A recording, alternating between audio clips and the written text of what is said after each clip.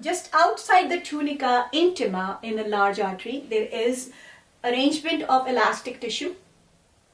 And this elastic tissue, you can see, is interrupted. It is having pores or holes. This is known as internal elastic lamina. It's just lining the intima from outside. Okay. Then we have the strands of a smooth muscle fibers. And I forgot to mention that tunica media is composed of mainly in almost all the vessels. The media is composed of bands, concentrically arranged bands of smooth muscle cells. And the smooth muscle cells have the ability to contract as per the signal. Okay. So they are basically to monitor the caliber or the lumen size of the vessel. Okay, so we were talking about the elastic arteries. So the elastic arteries, the tunica media, is having a large number, a huge quantity of elastic fibers and the smooth muscle cells blended together. Then we have, you can see the tunica media, and then outermost is the tunica adventitia. Between the tunica adventitia and tunica media, we have a continuous band or continuous layer of elastic tissue that we call the external elastic lamina. Okay, so we have an internal elastic lamina located between the tunica intima and tunica media. Then we have, and that this internal elastic lamina is having a lot of holes in it. And then we have the external elastic lamina situated between the tunica media and adventitia. This is the architecture of the walls of large or elastic arteries. Why do we have this kind of arrangement in the wall? Because these arteries are directly emerging from the heart, or they are lying very close to the heart, and they are bearing with the pressure through which the heart has pumped blood into these vessels, right? So that's why they act like balloons. Like you inflate a balloon, it is expanding because it has the elasticity in it. And then you deflate a balloon. So it will recoil. It will go back to its normal size. Okay? So the elastic arteries or the large arteries have this ability of, expanding and then contracting back to their normal size. So when you are, I want you to imagine when you blow air into the balloon gets inflated, and then the air, when you open up the balloon, the air will gush out with pressure towards outside, right? So that's how the aorta or the pulmonary artery or whatever the vessels which are receiving blood directly from the left ventricle are going to expand like balloons, and then they will contract. So they will push the air, they will push the blood with pressure towards the structures which they are supposed to supply. Okay?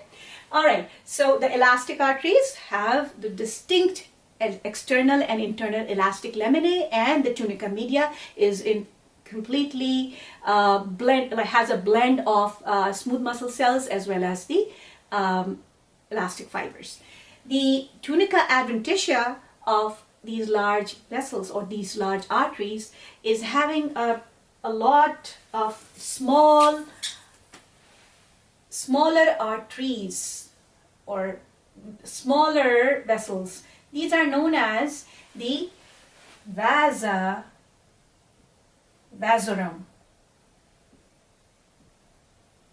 The vessels of the vessels. Vasa Vasorum. They are coming from outside, external sources. So you can see that the thick wall of the elastic artery is partly it's been supplied with nutrients and oxygen by the blood which is flowing inside the vessel, and partly it has been irrigated by these smaller vessels which are known as Vasa Vasorum. Okay, so the Vasa Vasorum are a feature of large arteries and large veins. Keep that in your mind. Then comes the second type of arteries which are present in our body. They are in majority. The elastic arteries or the large arteries are few in number. I just have named them for you. But the muscular arteries or the medium-sized arteries are 75 to 80% of our arteries are medium-sized arteries. Okay, they are going into different compartments of muscles, they are going to different organs. Okay, so here you can see the architecture of the wall of a muscular artery. You can see that there is an internal elastic lamina, some elastic tissue or some elastic fibers are still present. There is intima, then the media in this type of artery, the tunica media, is very, very distinct. It's thick and it is composed of a whorl-like arrangement of smooth muscle cells. And these smooth muscle cells are innervated by sympathetic nerves, which are going to control the movement of these muscles. And that way they are going to control the lumen of the vessel, right? So the muscular arteries are basically controlling, due to their architecture, they are able to control the regional blood flow and the blood pressure which is present in that region, right? So they are basically playing a very important role. So you have to remember the medium-sized arteries are for regulating the blood pressure. In like the regional flow of blood has been monitored by the medium-sized arteries. Okay, and they have a thicker tunica media. The ratio between the tunica media and tunica adventitia is like 3:1. Okay, then comes the smallest arteries, which are known as the arterioles. I haven't sketched the small arteries, but I have sketched an arteriole. So you can see the arteriole is basically doesn't have any elastic tissue. Okay, but it has a muscle, smooth muscle. Bands of the smooth muscles are wrapping around the tunica media, tunica intima. So they're making the tunica media, the arteriole has a very thick tunica media and a very, very thin film of tunica adventitia. You can see there. And due to the large number of smooth muscle cells, the arterioles are considered to be the resistance vessels. They basically are the true resistance vessels. They are irrigating the capillary bed, and they are regulating the peripheral blood pressure. So you can say that if the arterioles stop functioning or they are malfunctioning, there will be fluctuation in the peripheral blood pressure. So the arterioles are the true resistance vessels. Okay. Then comes the veins, the vessels which are responsible for collecting blood from the tissue spaces and dumping it into the heart. Or they are the vessels which are moving towards the heart. Okay.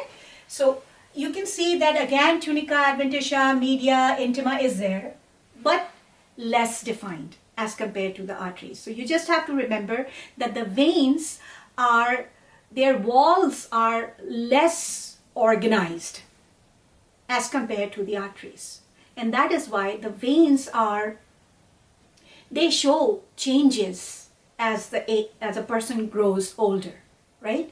So they are they get dilated, and then the flow of blood is pretty slow in the veins in general as compared to the arteries. So their walls are they're not that thick. So here you can see that the tunica intima, first of all, let me also mention that the lumen of a vein, a medium-sized vein, is much larger than the lumen of the medium-sized artery. You can see over here, you can do the comparison.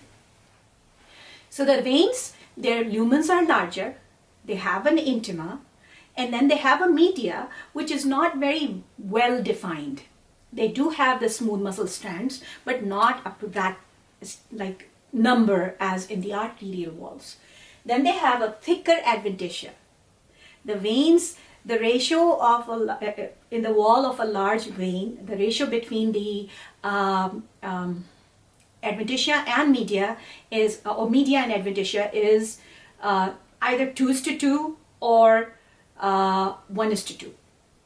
So the adventitia is thicker because the veins are pretty, they have a lot of blood flowing in them, because in general up to 60 to 65% of total blood is being present in the venous network in our body as compared to the arterial, right? So they are the flow of blood is slower in veins, so their walls are thinner, they don't have much elasticity, and they are collapsible.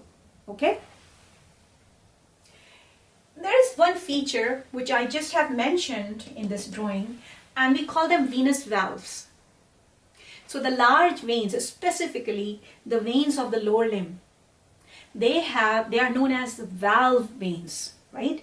These veins have these flaps present, or they are the extensions from the intima, tunica intima. You can see that these flaps are protruding towards the lumen of the vein, and what they are doing, they are actually closing the lumen. So once, like, just imagine the lower limbs, the heart has pumped blood towards the lower limb, the tissue exchange has been taken place. Now the blood is coming back towards the heart from the lower limbs.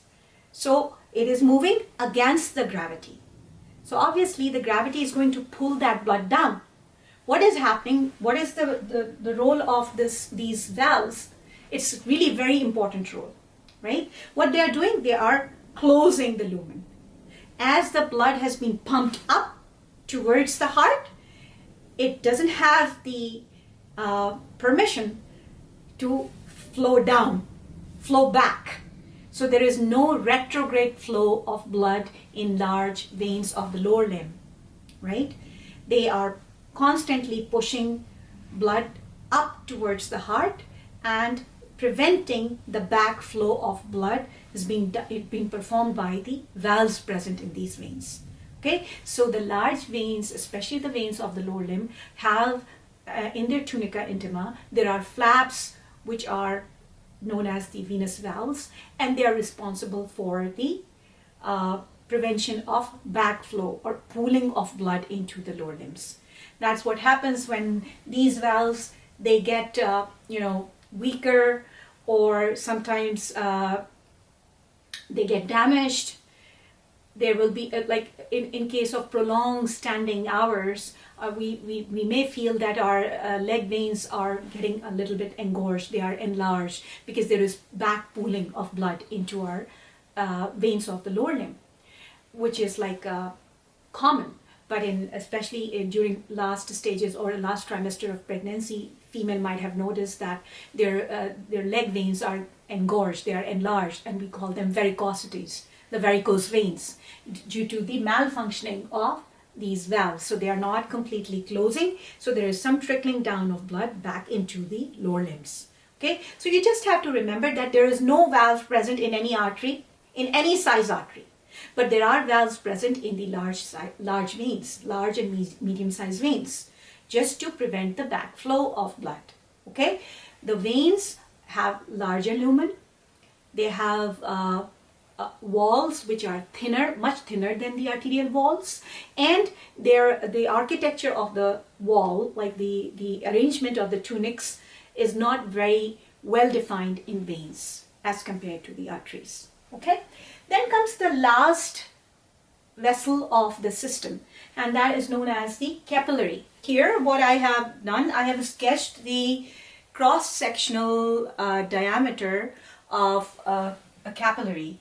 So you can see here the capillary doesn't have other tunics except for Tunica Media, except for the Tunica Intima. So you can see the capillary is lined with a single layer of squamous flat cells, and this squamous cells, or the endothelium, is known as the endothelium. So the endothelium, which is nothing but a single layer of flattened cells. And let me tell you one thing, that this endothelium is the main element of all the tunica intimas of all the vessels, like starting from the largest of arteries, the elastic arteries, the medium-sized arteries, the small arteries, the arterioles, the large veins, medium veins, venules, capillaries, lymphatic vessels. All of these vessels have a tunica intima, and the tunica intima is lined by this single layer of flattened squamous cells that are known as the endothelial cells, and the lining is itself known as the endothelium. It is a feature of the vascular system. It's a It's a smooth, glistening membrane which is, present within the lumina of all the vessels. All right, so come back to our topic. The capillary is having the tunica intima, the endothelium that is resting upon the basement membrane. The normal diameter of capillaries is ranging between 7 to 8 microns. This diameter is actually the diameter of a single red blood cell as well. So the capillaries are wide enough to accommodate the red blood cells. They are much smaller than the arterioles. The arterioles are 2200 microns in diameter, while the capillaries are 7 to 8 microns, but they are, wide enough to accommodate the red blood cells.